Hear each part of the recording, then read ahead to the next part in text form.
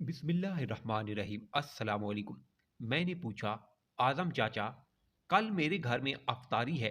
करीबन 50 अहबाब होंगे। मुझे पकोड़े चाहिए। आपको एडवांस कितने पैसे दे जाऊं?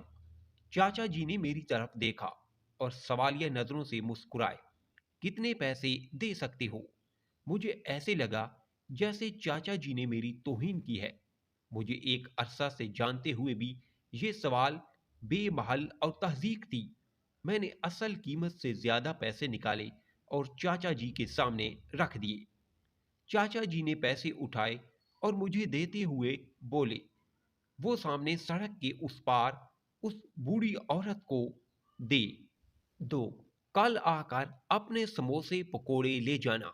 मेरी परेशानी तुमने हल कर दी। इफ्तारी का वक्त करीब था और मेरे पास इतने पैसे जमा नहीं हो रहे थे कि उसे दे दूं। अब बेचारी चंद दिन सहरी और अफ्तारी की फिक्र से आज़ाद हो जाएगी। मेरे जिस्म में ठंडी सी लहर दौड़ गई। वो कौन है आपकी? मेरे मुंह से बेअख्तियार सवाल निकला।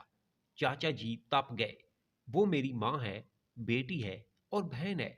तुम पैसे वाले क्या जानो रिश्ते क्या होते हैं।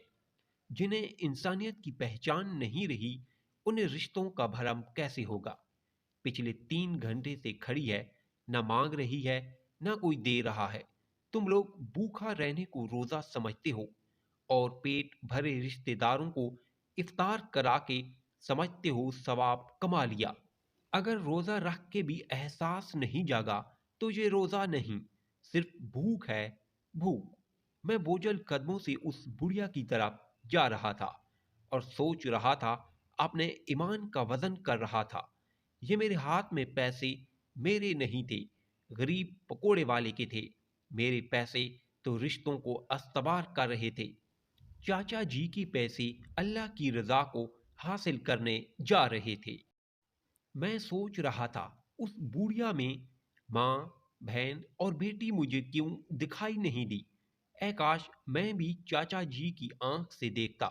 ऐ काश तमाम साहिबाने हसीयत भी इसी आंख के मालिक होते।